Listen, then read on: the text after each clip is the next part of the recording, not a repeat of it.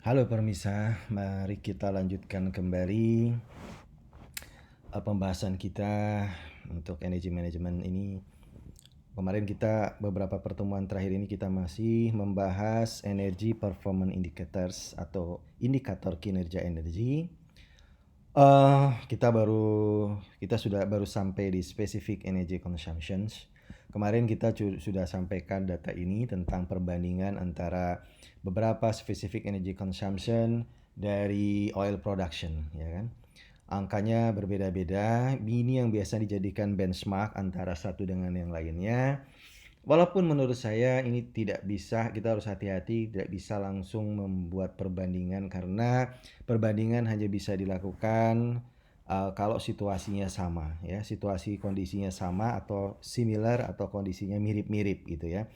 Kita hanya bisa membandingkan apel dengan apel. Bukankah ini produksinya sama minyak? Ya, tetapi minyak itu kan berbeda-beda di kandungan di dalam tanahnya. Ada yang kandungan airnya tinggi, ya kan?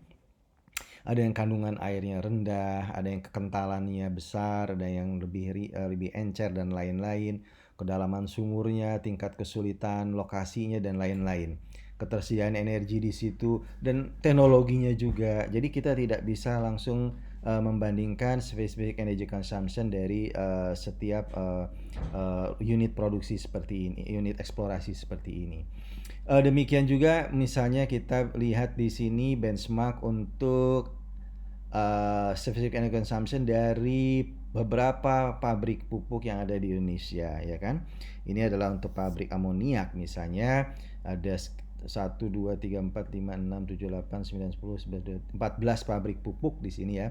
14 pabrik amoniak. Dan besarnya intensitas energi primer gigajoule per ton NH3, ini untuk pabrik amoniak ya, ton amoniak, maka ini bervariasi di sini ya, bervariasi. Ada yang besar, kalau besar berarti boros ya, 9 gigajoule per ton amoniak artinya lebih boros dibandingkan dengan pabrik yang misalnya dia hanya 3, sekian gigajoule gigajoule per ton amoniak. Tapi sekali lagi kita tidak bisa membandingkan begitu saja. Kenapa? Karena kita tidak bisa membandingkan, tidak bisa langsung mengatakan ini lebih baik daripada ini karena ini lebih besar, ini lebih baik daripada ini karena ini lebih kecil daripada ini. Kalau lebih kecil berarti konsumsi energinya lebih sedikit, ya kan? Kinerja energinya lebih bagus, SEC-nya lebih bagus. Kita tidak bisa mengatakan seperti itu karena sekali lagi pabrik-pabrik ini dibuat di tahun-tahun yang berbeda, ya. Jaraknya bisa ada yang belasan tahun, puluhan tahun. Teknologinya berbeda, ya. Tiap teknologi punya efisiensi yang berbeda-beda. Kapasitas juga berbeda-beda. Kita ingat pembahasan sebelumnya power plant bahwa untuk pembangkit pun untuk setiap kapasitas itu heat rate-nya atau kinerja energinya akan berbeda-beda gitu ya. Usia pabrik, lalu kapasitas pabrik, teknologi itu akan sangat menentukan. Demikian kesimpulannya adalah specific energy consumption ini punya kelebihan dan kekurangan, ya kan. Tetapi yang jelas kita bisa simpulkan SEC ini punya karakteristik ya, atau specific energy consumption, yaitu energi yang dikonsumsi dibagi jumlah produk. Ini salah satu metrik, salah satu parameter yang digunakan orang untuk mengukur kinerja energi. Nah, ini ada faktor-faktor yang menentukan konsumsi energi ini, ya kan? Ada faktor-faktor yang menentukan jumlah produk. Jadi specific energy consumption ini punya karakteristik dan dari karakteristik itulah dia punya kelemahan dan punya keunggulan. Karakteristik dari energi yang dikonsumsinya, pertama, energi yang dikonsumsi itu sangat bergantung pada beban produksi, sangat tergantung kepada batasan sistem, ya kan? Misalnya thermal system. Thermal system itu steam system misalnya. Steam system itu apakah yang kita bahas hanya boiler gitu kan? Apa sampai dari boiler sampai ke pengguna gitu kan. Lalu spesifikasi peralatannya, misalnya boiler tadi. Boiler itu macam-macam jenisnya ya kan. Kalau untuk pembangkit aja ada stoker boiler, pulverized boiler ya kan, fluidized bed boiler, lalu ada pulverized juga, ada yang ultra critical ya, ada yang super critical, ada ultra super critical dilihat dari tekanannya. Lalu ada spesifikasi produk ya. Produk yang diproduksi tadi kemarin saya sudah kasih contoh bahwa produk ini misalnya untuk semen, apakah klinker atau sementitious gitu, atau semen secara keseluruhan. Itu dari sisi jenis produknya, walaupun di satu pabrik yang sama. Bisa juga dari sisi kualitasnya, ya kan? Sama-sama minyak tadi, tapi minyak bisa berbeda-beda kondisinya, apa kualitasnya. Lalu laju produksinya, ya kan, flow rate-nya, kapasitas mesin, ya kan, kondisi lingkungan itu misalnya untuk pembangkit ya, misalnya gas turbin lah. Gas turbin itu sangat dipengaruhi oleh kondisi lingkungan, terutama pressure dan temperatur ambien gitu kan. Berarti juga dipengaruhi oleh lokasi ya, ketinggian tempat ya kan, temperatur lingkungan, tekanan di lingkungan itu sangat pengaruh kepada kinerja dari gas turbin. Demikian juga kompres air, kompresor udara dan lain-lain. Lalu ketersediaan dan kualitas data juga pengaruh. Wah, ya ketersediaan dan kualitas data, lalu asumsi-asumsi yang digunakan. Ini datanya adalah data estimasi atau data-data hasil pengukuran seperti yang kita sudah bahas di significant energy use ya kan.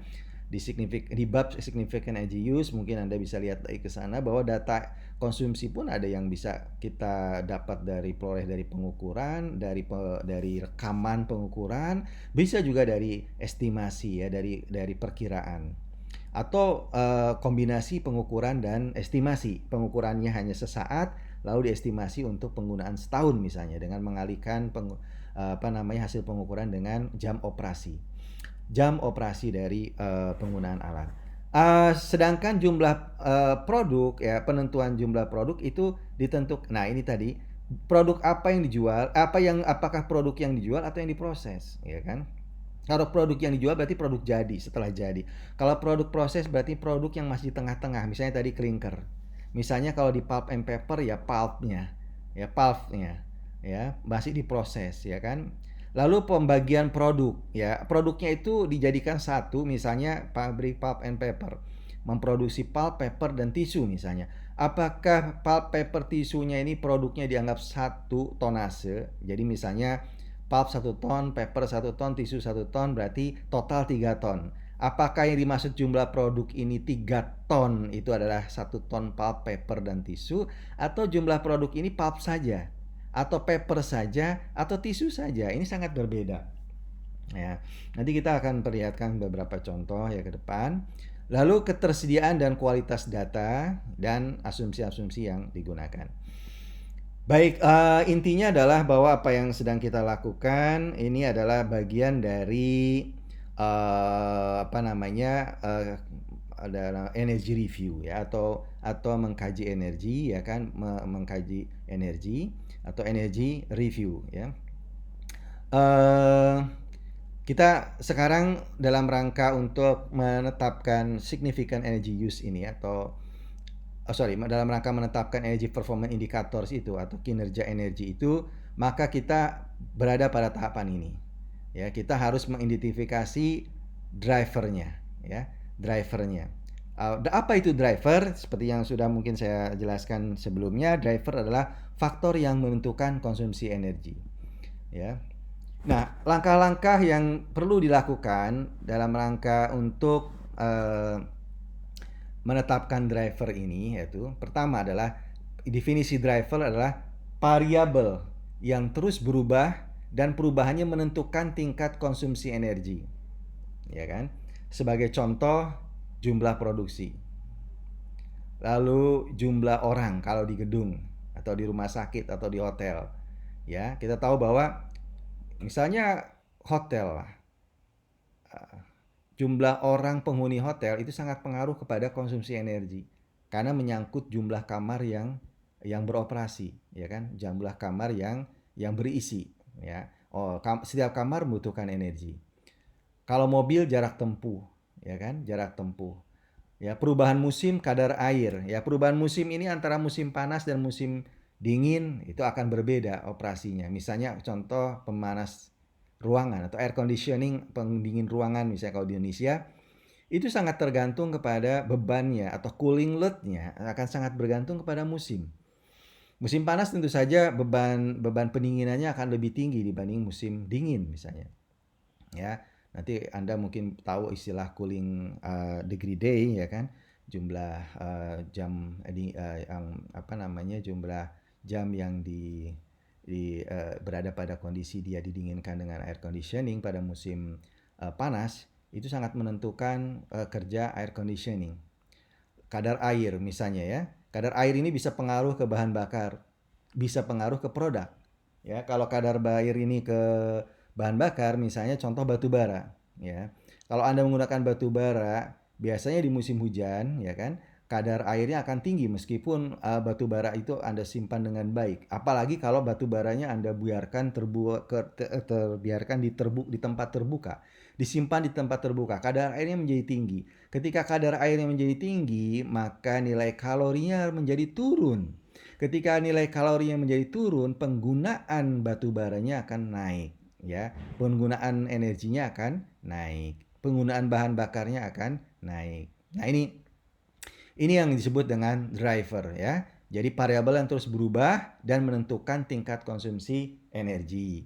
Lalu yang kedua adalah yang disebut dengan static factor atau faktor statis, yaitu variabel yang hanya sekali berubah dan berpengaruh terhadap konsumsi energi. Jadi variabel yang penting pengaruh kepada konsumsi energi, tapi variabel ini tidak berubah. Contoh apa? Umur alat. Anda beli alat mesin atau punya alat yang umurnya sudah 20 tahun misalnya. Tentu beda alat ini ya, kemampuannya, efisiensinya, energinya tentu saja beda dengan alat yang sama, kapasitasnya sama dengan usia yang lebih muda. Anda punya mobil sedan tahun yang sedan 1500 misalnya. Mobil 1500 cc tahun 2020 dibandingkan dengan mobil sama 1500 cc tahun 80 misalnya. Ya jelas yang tahun 2020 lebih efisien. Lalu beda teknologi juga demikian. Tadi saya ilustrasikan untuk pembangkit misalnya, lalu untuk untuk pabrik pupuk tadi ya kan, uh, antara antara stoker boiler ya kan dengan pulverized boiler dengan ukuran yang sama, atau dengan kapasitas yang sama, tentu saja berbeda efisiensinya misalnya.